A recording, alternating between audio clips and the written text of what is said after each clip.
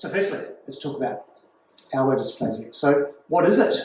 So elbow dysplasia is an umbrella term for a group of diseases that are generally inherited and they get worse over time. It's got a genetic basis, but the cause of elbow dysplasia is unclear.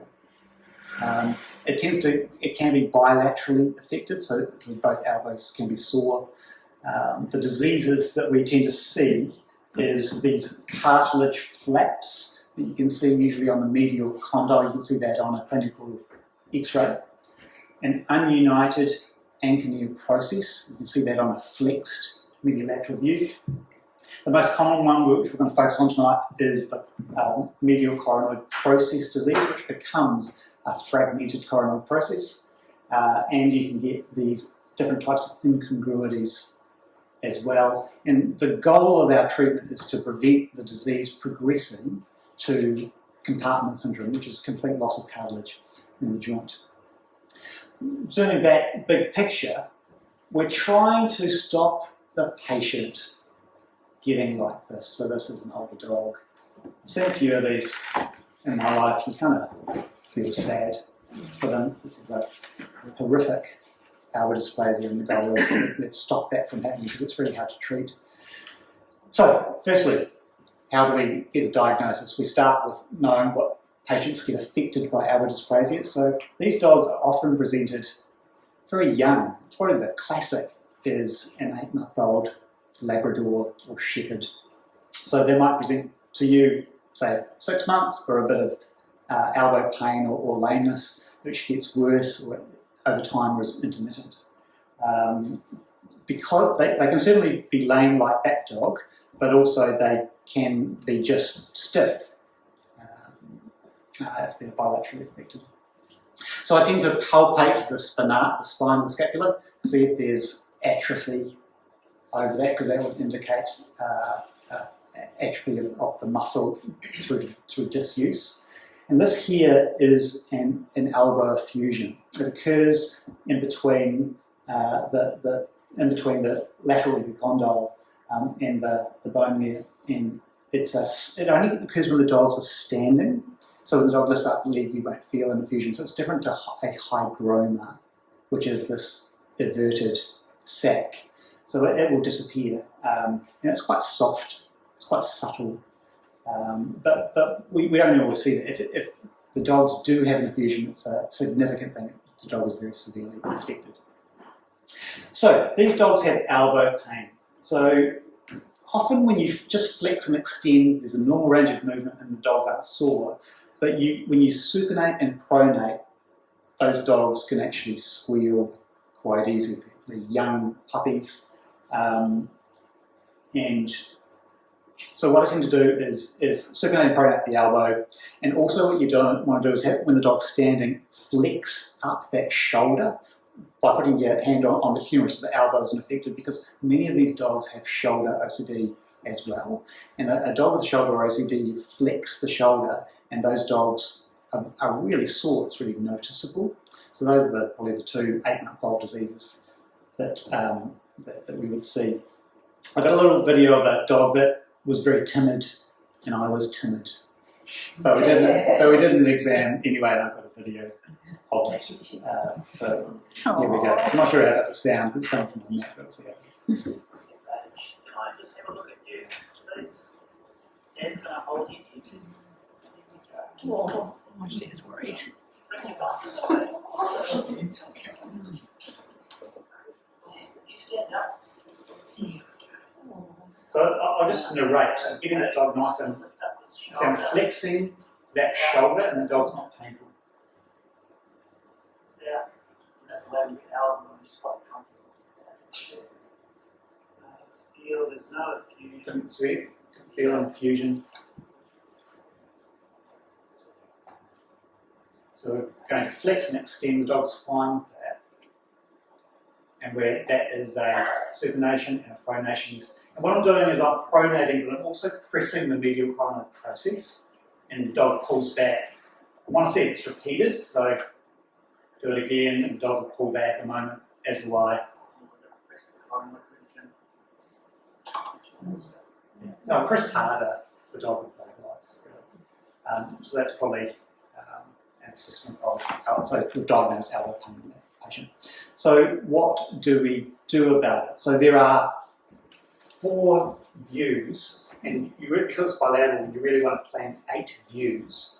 So we need to get, and you guys can do this and refer the X-rays to us to assess with the referral, but we need a flexed mediolateral, so you can assess the anconeus, and a neutral, which allows us to see this coronal process superimposed on the radius. And you see this white line here? This is sclerosis of the semilunar notch. So this dog has a reasonable amount of degenerative change.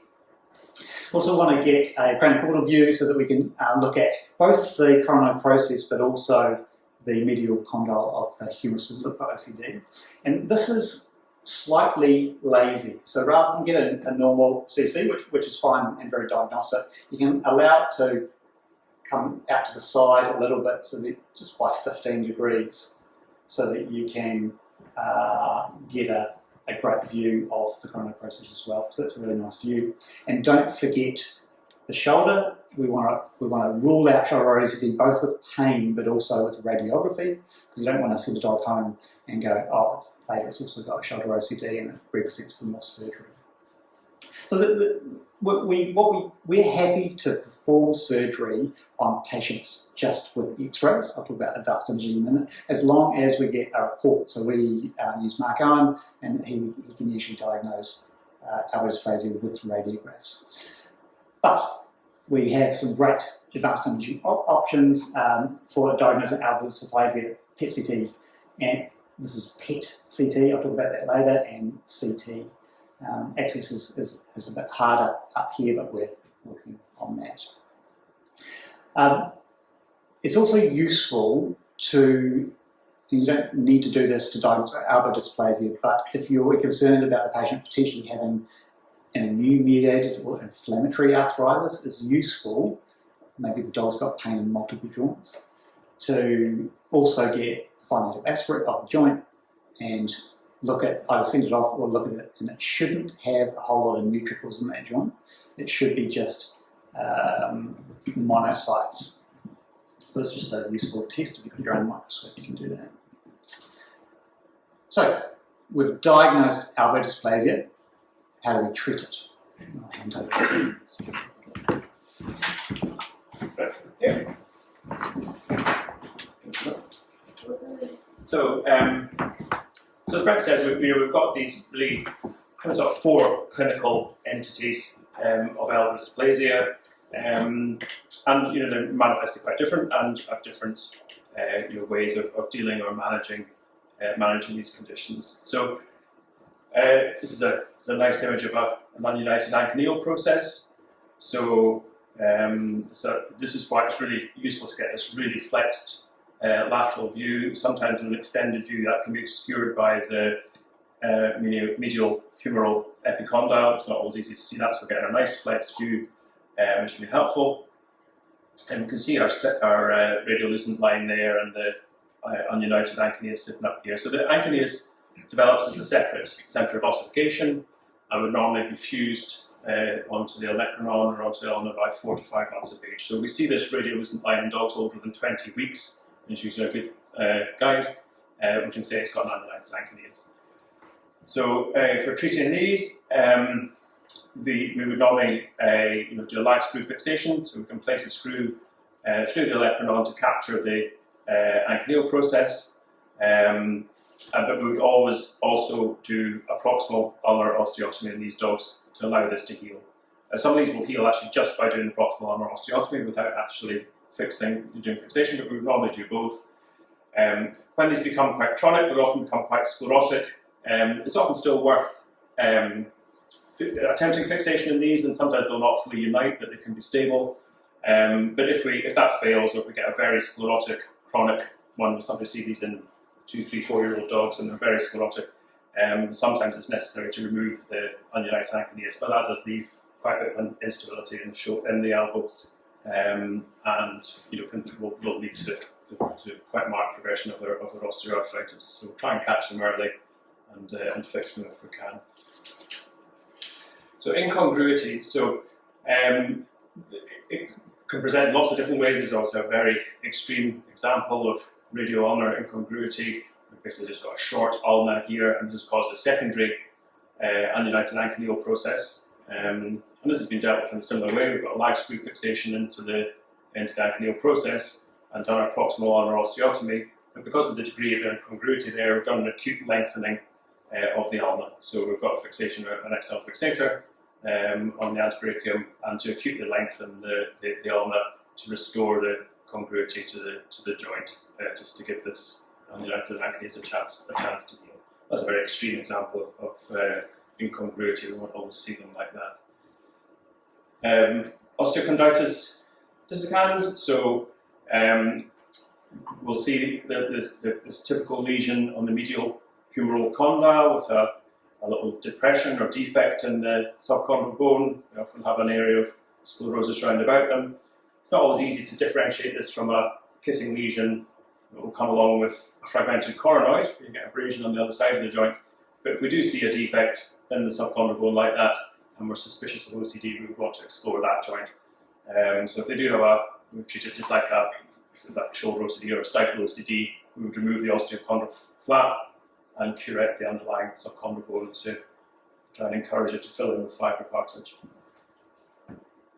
So incongruity. So this is not our typical elbow dysplasia dog, it's just another example of incongruity. So this is a dog with short ulnar syndrome. We're all familiar with these small dogs with typical, what would you call it? Malformation, I guess. Normal for the breed, where they have carpal valgus, external rotation of their foot, radius curvus. And these dogs, if they're lame, they're usually lame because they have a sore elbow. Because of this elbow incongruity, we've got subluxation of the humeral ulnar joint here, and this will be painful for them. So we don't really want to do a proximal ulnar osteotomy in these contradistal dogs because they have a nasty habit of not healing. So we would do a distal ulnar osteotomy or ostectomy often in a young dog to encourage the ulna to lengthen and to restore the congruity to the joint and relieve that elbow pain. So this is just a wee intraoperative video of doing a distal ulnar osteotomy. So this is just a lateral approach to the distal ulnar. It's dead easy. Just expose and just isolate the ulna, get a couple of Hovens underneath there. Make our osteotomy. But it's important to allow this proximal fragment to move proximally, which is what we're looking for, to release or section the interosseous ligament. So the ligament between the ulna and the radius. If we don't section that, then it's going to struggle to lengthen, to restore the congruity. So we just sharply dissect that, pop an elevator, and just to free that all up. And then we can really free that proximal fragment and allow that elbow to become more congruent. So that's going to help with elbow pain that these dogs will have because of the incongruity. It doesn't obviously address the position of their foot. So they're still going to have a carpal valgus, they're still going to have external rotation of their foot. And we will sometimes get these dogs where that is so severe that they get what's called carpal buckling, where their carpus will tip over, will buckle over their foot. And that can be quite a significant problem for some of these small dogs. And if that's causing them an issue, we can correct that. And that involves obviously doing a radial and ulnar osteotomy or ostectomy and realigning the foot. And that can be fixed either with plate and screws or with external fixators to get these nice and straight again. So they're quite complex deformities because they've got a valgus, they've got radius curvus, and they've got a rotation as well. So it's quite a three-dimensional correction that you have to do with these dogs. But it's mainly coronoid disease that we're concerned about. As Brent said, I've not that long come over from Scotland, and we're in a sort of semi-rural area, so with heaps of working gun dogs. So there's tons of Labradors and so loads of poor young Labradors with sore elbows, and like I say, your heart breaks when you see these dogs coming in, because they've got a lifetime of a sore joint ahead of them, and it is really a question of trying to make the best of a bad job, really, and to help these dogs. So as Brent said, good quality radiographs, and if we get a radiology report as well, is generally, or more often than not, is enough to give us a good diagnosis. And we'll see this, as Brent's mentioned, subtropical sclerosis is usually the first sign. When we start seeing little osteophytes on the Icanias, is the first place we'll see them. We might see some blunting or misshapen this to the medial coronoid process, and as Brent has said, just almost worth X-ray in the shoulder as well. So advanced imaging is really helpful, and you get beautiful images of these fragmented coronoids. But as I say, a lot of these dogs we can get them on radiographs without having to do advanced imaging. We always discuss it with clients and give them the option and discuss pros and cons. But we can often get to where we need to be, just with good radiographs. So what does coronoid disease look like? So we've got a cadaver specimen on the left-hand side here. So this is looking into the front of an elbow joint. So this is the head of the radius.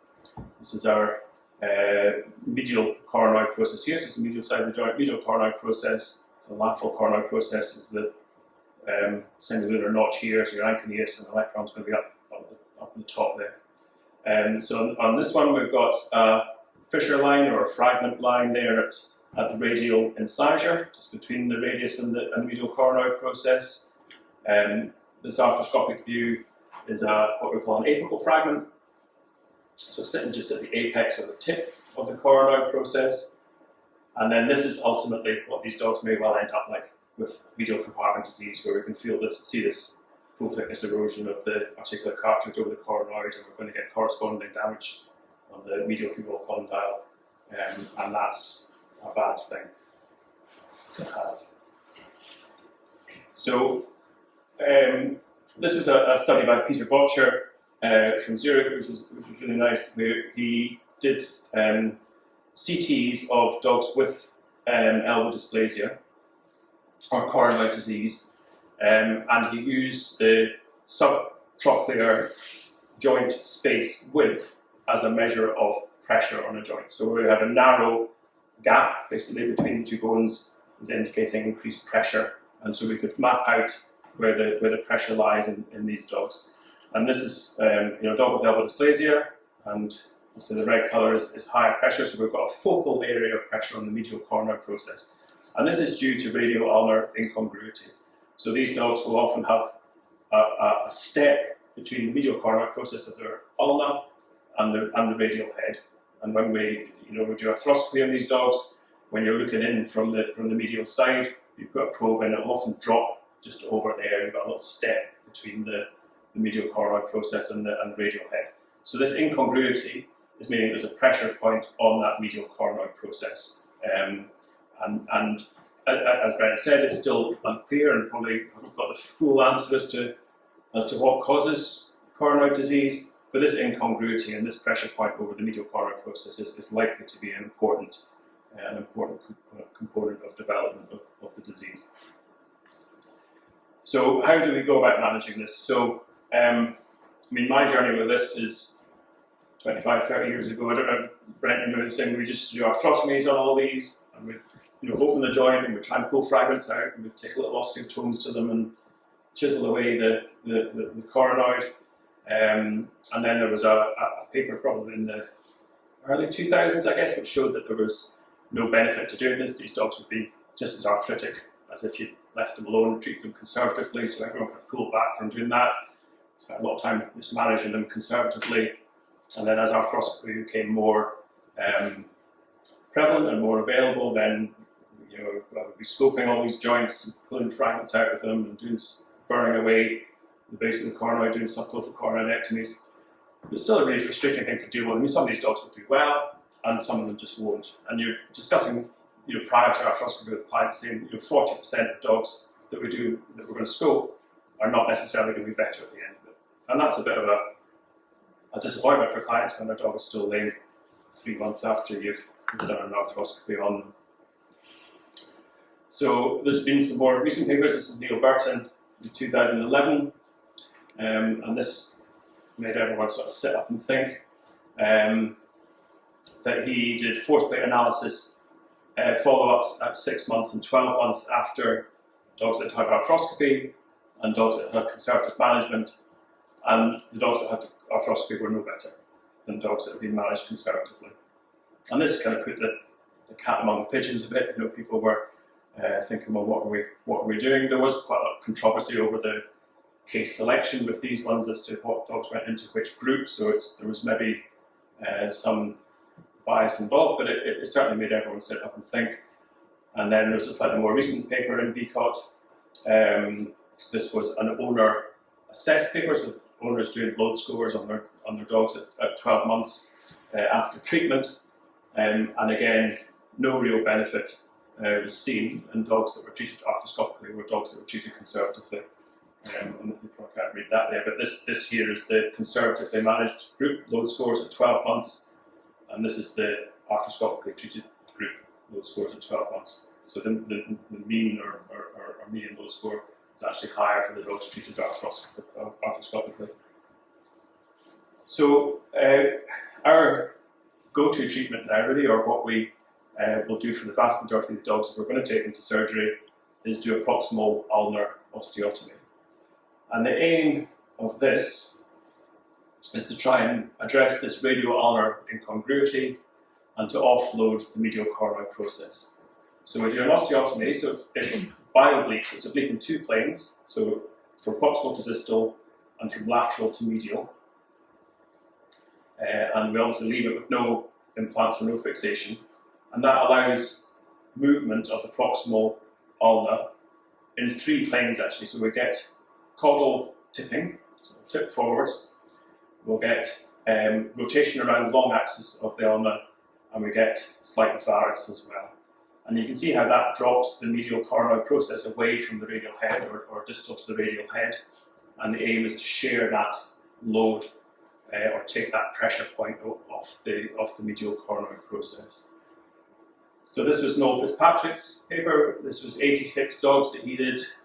BOD PUOs, they call them, bi-oblique proximal ulnar osteotomy. So all these dogs had elbow disease. They didn't all have coronoid disease, and the majority of them did. They all did have an arthroscopy, but not all had arthroscopic treatment. So some had fragment removal, some had subtotal coronoidectomy, some just had an arthroscopy, and nothing was actually done inside the joint. They all had a PUO. And all these dogs, with force plate analysis at 6 months follow-up, all these dogs were improved from their preoperative state. And the dogs that had no arthroscopic intervention or no treatment arthroscopically were actually the best group, basically, of them all. So we do need to be careful in the way that we plan and perform our osteotomy. It does need to be a very long oblique. We try and make this as oblique as we can, as long as we can, the osteotomy. The risk of a short osteotomy is that obviously it can move, and then we get luxation of the radial head, and the whole thing just comes to it. Now that's just that osteotomy has just been too short, basically, and we've never had any major complications with the ones we've done. And there was no major complications in Fitzpatrick's study as well. There were these dogs all healing well. This is the intraoperative view, so we're looking at the caudal aspect of the dog's antebrachium. Its elbows up here, distal down here, and you can see the osteotomy line and the movement between the two fragments there. So this was this paper again in Peter Butcher's.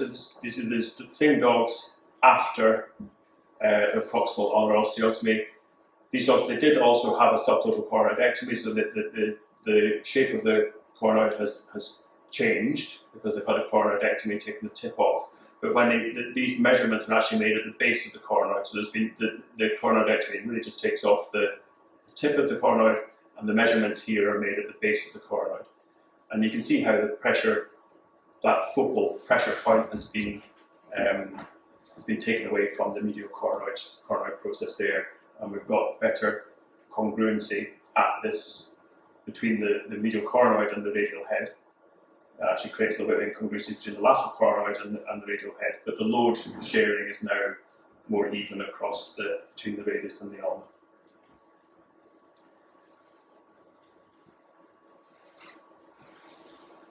So what do we expect after surgery? So these dogs, they go home obviously more lame than when they came in, and we warn owners that it will be 3 to 4 months really before they're sound again. We'll take follow-up radiographs at 6 weeks, and because they're young dogs generally, we'll get quite rapid healing, and we'll get good callus formation because there's instability there, and so at 6 weeks we'll often see quite profuse callus like this. And then this will all heal and remodel. And as I say, we normally say 3 to 4 months, and expect these dogs to be getting back to the levels of activity that we would hope.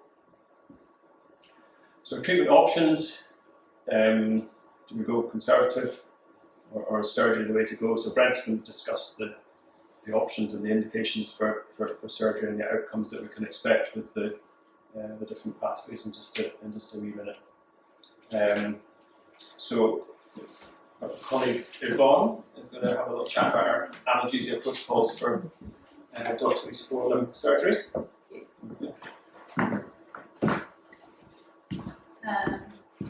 So if you came last night, you'll notice a little bit of a variation on a common theme.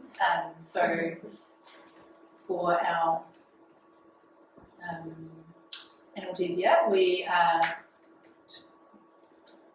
doing multimodal analgesia. So just to revise the pain pathways, for those who were here last night, we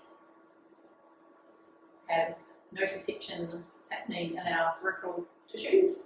A pain signal is generated, it passes up your nerves, so transmitted to the spinal cord where it is up or down regulated, then passing to your brain where you perceive the pain as the conscious perception. So when we are using multimodal analgesia, we are aiming to use agents that are covering all aspects of those pain pathways, so you're getting a good effective control of pain. But one of the most effective things you can do is if you can block the transmission of the pain, then it's not going to get to those higher parts of the pain pathways. And so we use peripheral nerve blocks for our orthopaedic surgeries, and it's a really excellent way to manage pain. So for a forelimb, we would use a run block, so a radial, ulnar, musculocutaneous and median nerve block. And so with the benefit, so apart from obviously we're controlling pain, we are able to run the patients at a low isoflurane gas rate because they're not getting that intraoperative nociception. They often don't need fentanyl during surgery, so they're waking up generally without any dysphoria. They usually want to eat, and they've got a numb leg which will last for about 8 to 12 hours. So that will be wearing off as their oral analgesic agents will be sort of kicking in, and it's nicely covered. So for our protocol, we are using in the morning preoperatively. So at the time of the consult, we send them home with gabapentin, amantadine and omeprazole, and for patients that are looking a little bit anxious when they come in for that consultation, they get trazodone as well. It just eases their day, it just smooths everything out, they wake up a lot more relaxed. We then give them a pre-med, we use alpha-2 agonists, so melatonin and methadone, and we find the melatonin gives a really nice smooth sedation and has the additional benefit of analgesia compared to aspirin. and they are less likely to have hypertension during surgery compared to the aspirin as well. So we really like that combo. Then we give them their nerve blocks. So in the nerve block we use ropivacaine and with the additional dexmedetomidine and buprenorphine, and those additional drugs help to extend the duration of the nerve block and just smooth out the process of it wearing off. So by doing that, I don't have evidence to back this up, but we're hoping that if I can imagine that if you're having a local anesthetic nerve block and the local wears off quite quickly, you'd be more likely to get rebound pain compared to if you're just smoothing it out with some additional drugs that are just going to ease that transition. We use ketamine as a CRI intraoperatively, and then at the time of joint closure there's ropivacaine and morphine injected into the joint, and the remaining quota of the total allowable dose of ropivacaine is infused into the soft tissue when we close the wound. And post-operatively they get gabapentin, paracetamol, amantadine, and non-steroidal. And amantadine, that's BID, gabapentin, and paracetamol every 8 hours, and non-steroidal once or twice daily, depending on the drug we're using. So for that combination, that's for the first 5 to 7 days. Then the non-steroidal is continued for 3 weeks.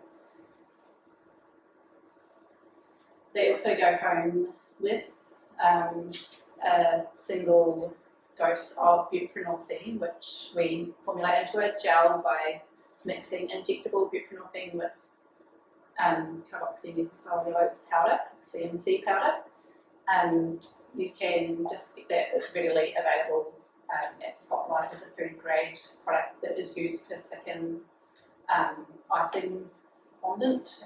So it's something simple and practical you can do in clinic, and it is based on a paper that showed that if you use a 0.05 mg/kg dose of the transmucosal gel, that is equivalent to a 0.015 mg/kg IV dose of the buprenorphine. So it's a higher dose, but the other sugar plasma levels were equivalent when that was delivered transmucosally. And we also send them home with a couple of doses of trazodone. So in the evening, so not every patient needs buprenorphine gel, but we have a client, a nurse phoning the client in the evening, and just they will talk them through a series of questions that are based on the Glasgow Composite Pain Scale, and including getting the client to just gently palpate around the surgical site and just seeing how the dog will respond to that palpation. Sometimes they'll just be completely oblivious of that happening because the leg's numb. They might turn around and we look through to flinching and pulling away, and it just helps the pain to be, established whether that buprenorphine gel is needed or not. And just how they're doing themselves. Are they happy, interested in interaction with them? It's just a case of trying to pull that all apart and decide, do they need that buprenorphine gel or not? And I think the client then has a bit of a tool to work with. If they're worried about the dog later on, they can assess the dog, and they could use their buprenorphine gel later on if they did need it. And so the trazodone, we usually just get them to give the dog just in the evening before they go to bed, and helps everyone to get a good sleep and reduces that anxiety component out of the pain sort of assessment, which can make it a little bit difficult to decide. Can you give the owners trazodone? Well, they can do whatever they like.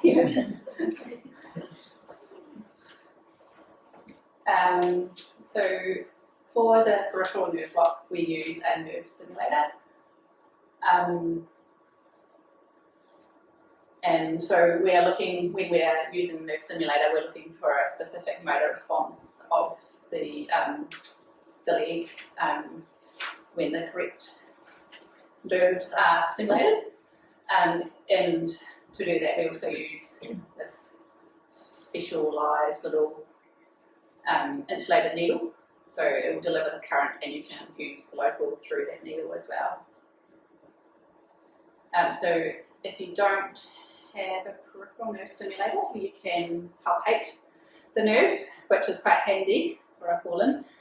So for the radial nerve, you're going to palpate for that on the lateral aspect of the humerus. So you can sort of feel down between the muscle bundles, and you're feeling between like the triceps muscle and the brachialis muscle, and you're feeling kind of directly over the bone, and you'll feel like a little ropey bundle, and so that is going to be your radial nerve bundle, and so you can just infuse the local over there if you don't have a nerve stimulator. And on the medial aspect is where you're going to be blocking your ulnar, median and musculocutaneous nerves, and you can also just palpate similar location. You've got the biceps brachii muscle cranially and the triceps caudally, and then you're just pressing down on the bone and you're just feeling for those nerve bundles, and so that gives you a pretty good indicator that you're going to be in the right place. But we do find that when we use the peripheral nerve stimulator that we get a more effective block, so we do use that because we have that machine. So this is like when we are stimulating the ulnar, median, musculocutaneous nerves, we're looking for carpal flexion, and when we're stimulating the radial nerve, we're looking for carpal extension. So essentially looks the same, they're just flapping their foot around. And it's quite fun. We just do it for fun. No, but you feel like you're going to do a good thing for the dog, because you know you're going to get an effective block. So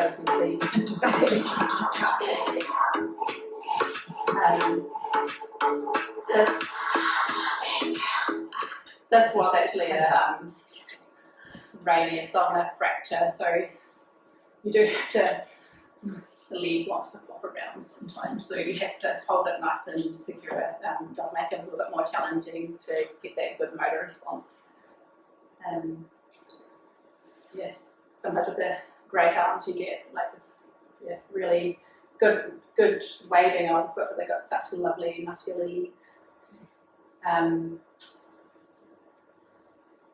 So post-operatively we use the Glasgow pain scale because it's a validated pain scoring system, and we know that they need analgesia if they're scoring greater than 5 out of 20, if they're non-ambulatory, or 6 out of 24 if they're walking around. But most of our patients are scoring in the low sort of 1 to 2 post-operatively because they do just have that numb leg. So we're really happy with that level of analgesia, and we don't let them go home if they're obviously scoring greater than 4. We make sure they're comfortable. So if you are wanting to look at some cool videos on nerve blocks, there's some good resources at the Be Brawn website and Zero Pain Philosophy.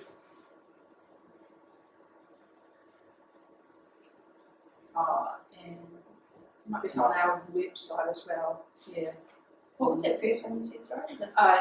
It's Be Brawn, so it's like all one word.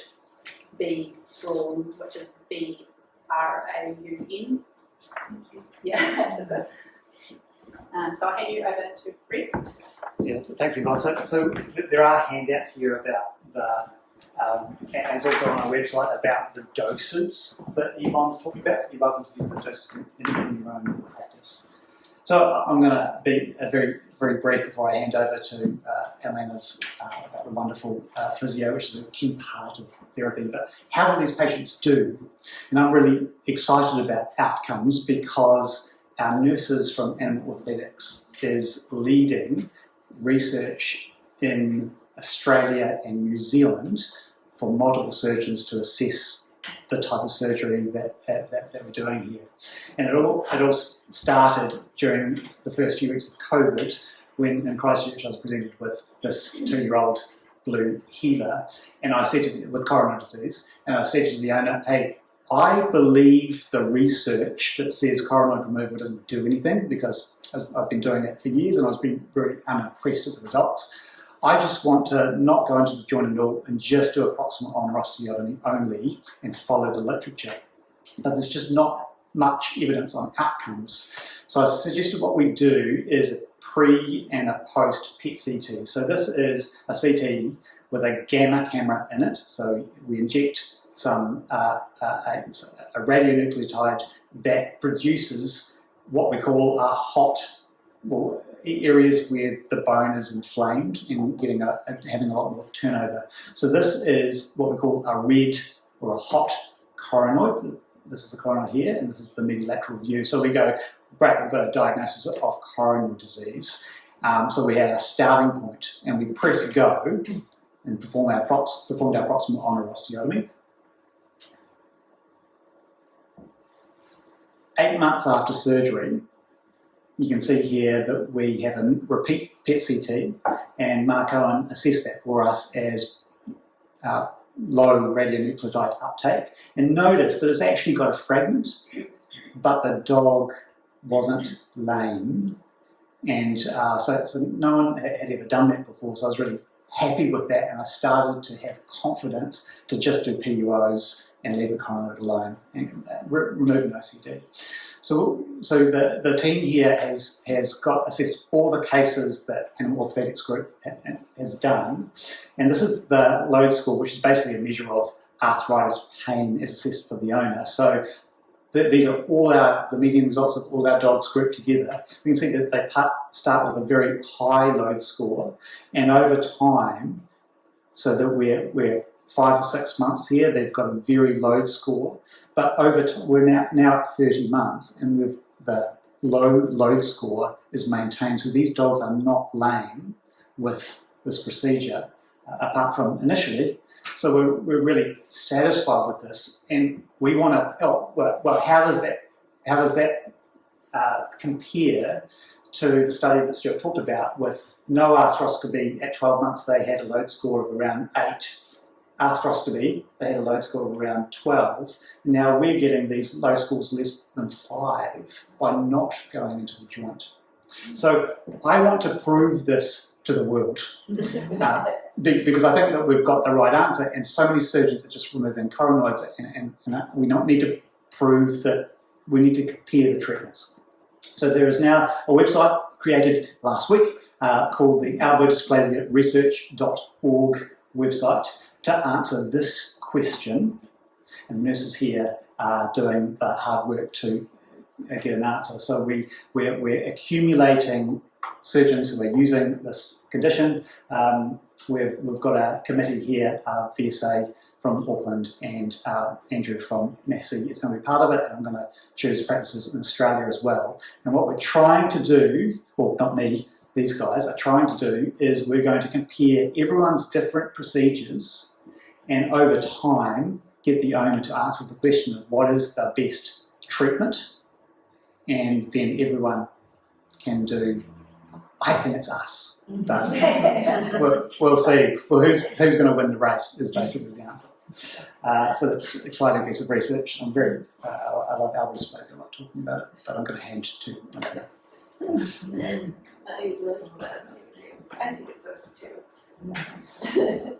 That was great. Brent told me I have less than 10 minutes to talk, which is really hard because I could talk about elbow dysplasia. I could go on forever. I have so much to say, but I'll just pick some highlights.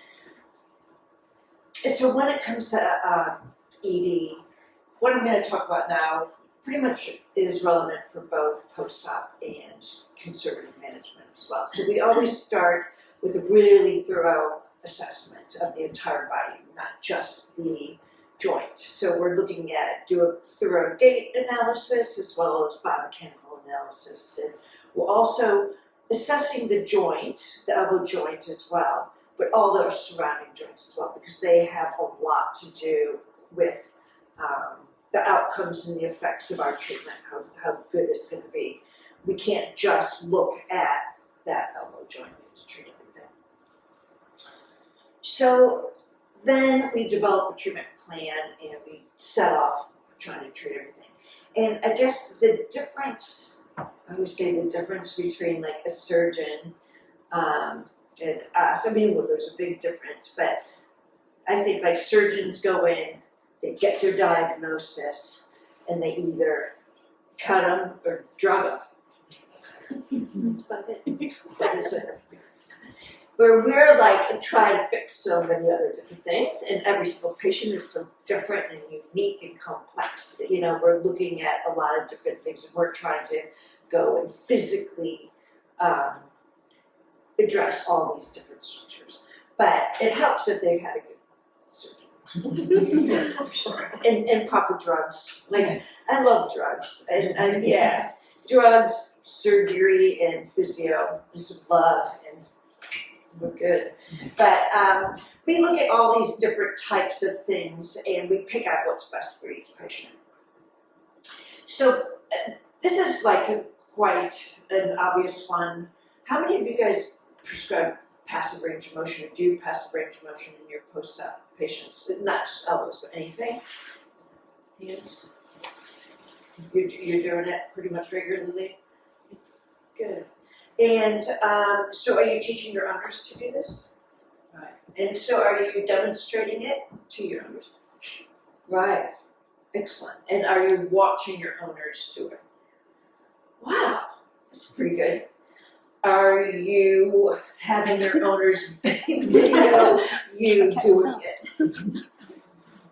Oh, I got you there. Okay. That's one thing that's really amazing, is when you're demonstrating, have the owner get their phone out and video you doing it, because I guarantee you they'll get home and they'll be like, what was that again? It seems really easy for us. It's not for them.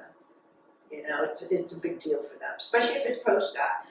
Another thing with post-op range of motion that's really important is, yes, we're trying to regain full passive range of motion. Obviously, we really want that. It's really good for the biomechanics of the joint and the function of the joint. However, initially, a little tiny bit of passive range of motion is excellent. So if you start like just doing this, it's really good. Okay? So what is this doing? Just little tiny bits. Well, what it's doing is, first it's going to help with the swelling, which is excellent, and that helps with pain. It's also going to help with joint proprioception, which is going to help with pain. And it's going to stimulate the synovial fluid, which is amazing. So that's going to bring like nutrients into the joint, waste products out of the joint, and it's just going to help just with the overall joint health as well. And it feels awesome. Just a little tiny bit. So like if they're leaving post-op, you can tell your owner, just start like with this, and this is really good. Okay? And you really can't overdo passive range of motion, especially if you're doing a little tiny bit. So like you can tell the owners, you can do 5 minutes every hour if they want, you know, but anything is better than nothing. If they just do 10 reps once a day, it's better than nothing. But you really can't overdo it. The more passive range of motion you can do post-op, the better it's going to be. Okay? So, and then gradually you increase that range of motion as the patient can tolerate. So post-op, you don't want to go into pain. It should never be painful. And if it's not, because if you take it into a painful range, they're going to get muscle guarding and splinting, and you're going to go backwards. Okay? So if you take it really gently, you're going to get full range of motion really quickly and really easily, and everyone's happy. Okay. Another thing is joint compressions. So, does anyone do joint compressions? I know you guys do, but anyone do joint compressions? Anyone know what they are? It's okay to not to know. Does anyone know what they are? Oh, good. Well, it would kind of suck if everyone knew, and then I feel like a dead consumer. But what they are is they're little gentle compression of the joint. Okay, so it's a grade 2 joint mobilization. It's grade 2, so it's really gentle. So it looks like this. So see how it's really gentle and really rhythmic. Okay, and it's pain-free, and it is amazing. Okay, so it's really good for stimulating that synovial fluid. Once again, bringing those nutrients in, waste products out. Really good for joint proprioception, joint stability, pain, decreasing edema, and you can even kind of be like simulating weight bearing too. And it feels amazing. Like I know, I just had an ulnar osteotomy and a whole bunch of other things too. I had a massive surgery, and when I came out of surgery, I was doing joint compressions myself, and like the way I was doing them for my elbow is I was just stabilizing here and coming up here, and it is literally really gentle. And even now, if I'm feeling a bit stiff or a bit sore, I'll just sit here and do this for like a minute, and it feels great. I'm done. So, I mean, it is like that. It's amazing. And a lot of, so you do this with any joint. You can do it with any joint you want. And a lot of my patients, you know those ones that come in and they're like, oh my God, I just had surgery. They're like, don't touch me. I'm looking to range of motion. I'm looking to do anything like, ah! You know the ones, you know?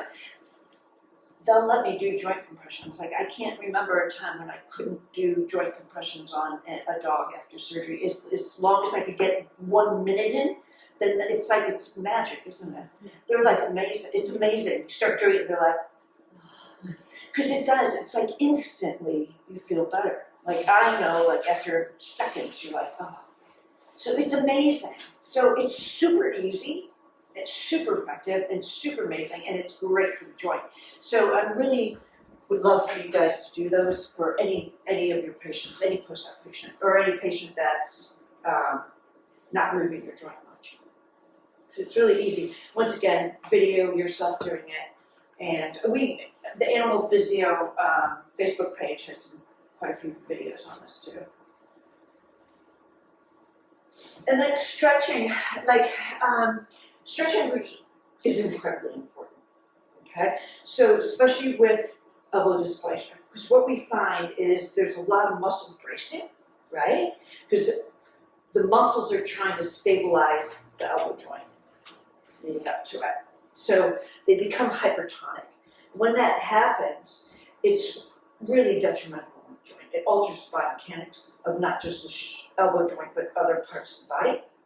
And also, when that happens, it breaks down the muscle, and it causes the muscle to become even weaker, which is going to then make the joint even more unstable, which is going to cause the muscles to become even more hypertonic, which is going to affect the biomechanics and function of the joint even more, causing more pain, causing more muscle guarding, and then. So we like to make sure that we release the muscles, so we might do some laser modalities, therapeutic massage.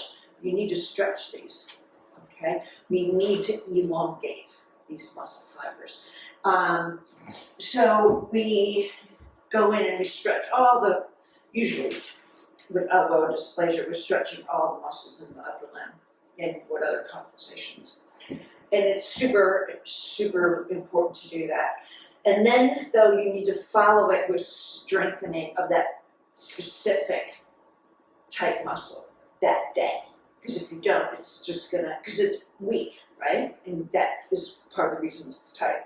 So it has to be followed up by an isolated, specific strengthening exercise appropriate for that physiological stage of rehab and done right for that patient immediately. Or you waste your time. It's just going to go back to where it was in the morning. But if you do it right, then you're going to get somewhere. And like we have lots of different types of therapeutic massage depending on what we're trying to achieve. okay? Like for instance, Stuart talked about that anconeus muscle getting really grotty. You know, like we see that, I think it was you or you, one of yours, Stuart, no. Yeah, and we see that if we've got like really horrid OA usually, as that anconeus muscle gets thickened. You know, like usually when you're palpating it, it should feel like prosciutto, like you shouldn't even really feel a muscle. It should be like really unsatisfying to palpate. It shouldn't even be like, but if you can actually palpate it, then it's most likely thickened. And that's not good. It's gonna just like compress the joint even more and affect the joint even more and alter the biomechanics even more. It's just nasty. So we might go in and do like transverse friction of the anconeus muscle, which is massaging and perpendicular to the muscle fibers, and we break up the scar tissue and realign more perfectly so they can heal more beautifully. So we do that. You know, so that's a real therapeutic massage. You know, it's not just like fluffy bedroom massage. You know, we might do that too, but like mostly we do therapeutic massage when we're getting paid. Yeah. But yeah, so we deal with all these different things, and like what we do is usually quite specific for what we need. Then joint mobilizations, this is a big part of what we do. So when we're talking about doing joint mobilizations, we're trying to affect the arthrokinematics. So when we talk arthrokinematics, that's like the accessory glides, or what the little bones are doing inside the joint whenever we're doing any motions. Okay, so we want to make sure that that's all moving really pretty, and elbow dysplasia never is, you know, so we need to regain that. And then, so if it's conservative management, obviously it's faulty, we want to regain that. If it's post-op, they've done all this crazy stuff and we want to regain really good arthrokinematics and accessory glides. And it's never just the elbow joint, okay? Like here, I'm mobilizing the radial ulnar joint. And once again, you kind of have to know what you're doing. You know, like the radius sits on a little groove in the ulna. So you have to know how it's in there, and like you can't just whack it back and forth. You have to do this little scoopy motion, and yeah, and it depends on how much your elbows flexed or extend or whatnot. And then we usually include certain things, whatever compensations, but almost 99% of the time, you know, we're going to be doing some scapular mobilizations. You know, the scapula gets restricted depending on things. And you have to have really good scapular mobility in order to have proper front limb function and mobility, and biomechanics makes sense, right? So we look at all those things and make sure that, you know, everything's really pretty. Scapular modes are fun too. They're my favorite. Dogs love those, eh? And first rib moves too. I just thought I'd throw this up too, because like I think almost every single front limb patient I see, their first rib is really stiff and really tight, because like when you see them walking, you know, they're laying, and that just causes that first rib to get really tight. And when the first rib's tight, A, it's really painful, I know, I've had it, and B, it limits good function and mobility of the front limb. So if you have a tight first rib, it's almost impossible to this is extension, right? Function. I don't know. That's really late. It's opposite for humans. What is it? Extension. Yeah, it's flexion for humans. I'm tired. But anyway, it's almost impossible to get end range extension with a tight first rib. Okay, so we mobilize it. We mobilize that first rib in pretty much every front limb patient I have. You have to, really, to get the full result. So things like that, you know, like we're really into that, to making sure that we get the best possible result we can for these patients. And of course, we use all different types of toys and modalities. You know, like we use laser to enhance healing, stimulate cell metabolism, and tissue regeneration, pain, swelling, those kind of things. I love using electric muscle stimulation that we can use if we want to like recruit muscle fibers and help to prevent atrophy or even build strength, but it's also good for swelling and muscle tightness as well. That is, I have a clinic in Spain in a rescue galgo sanctuary. It's my philanthropy. When I go over there, and this little galgo had quite severe atrophy, so we were just couldn't even use this limb initially. So I was stimulating the muscles of the limb just to get them active, to try and get this dog to just wait there and just try and activate the muscle because nothing was working. And initially I was just getting like trace contractions. So we were all pretty worried about that. She had a really old fracture, we don't know how old because we found her off the streets. Ended up having a femoral head and neck. But yeah, the e-stim was excellent because it was really hard to get the muscle just to contract. So a lot of times you just get it contracting once and we're away, you know. And then ultrasound is really awesome. I really love ultrasound for garrote elbows because it's the deepest form of heat that you can use to stimulate as opposed to destroy. So it's really amazing if you want to like really get some heat into something. And then therapeutic exercises, we have all kinds of different types of exercises depending on what we're trying to achieve.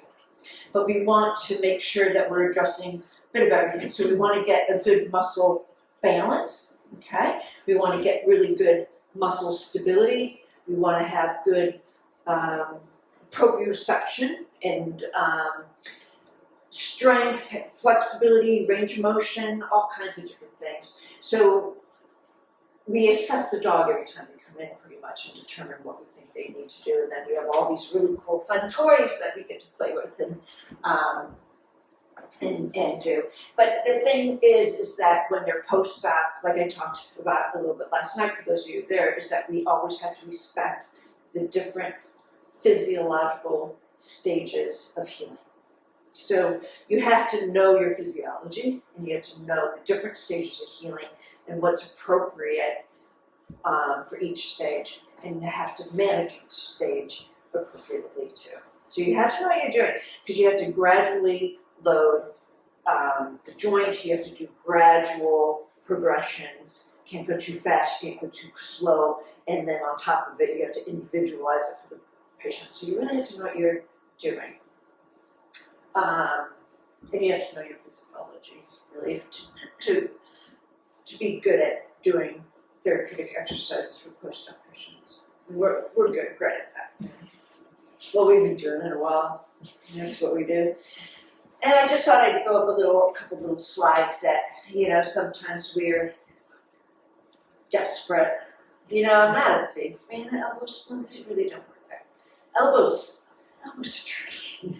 They're probably my least favorite joint, but they do great with surgery. I like post-op, AO post-ops. Those are good.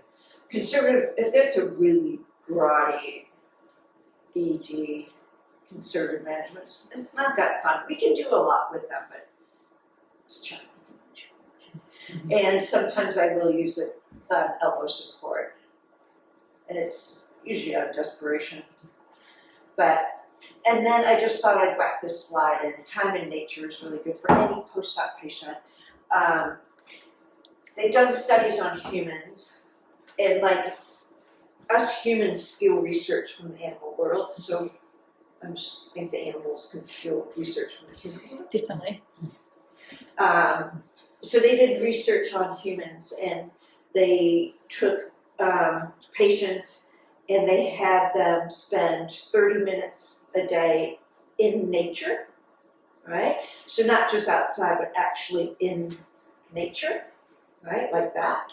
And they assessed them, and they found that the ones that spent 30 minutes a day in nature all had clinically significant improved outcomes, right?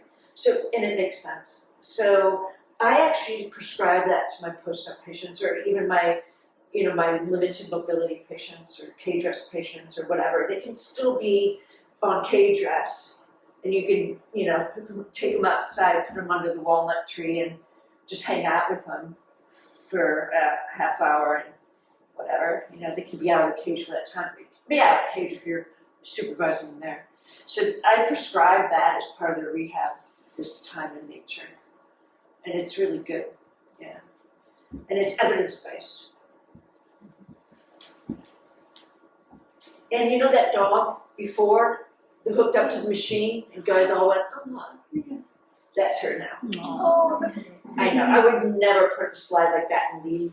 I would never do that, that's just sick. I hate that. I hate that when you see that.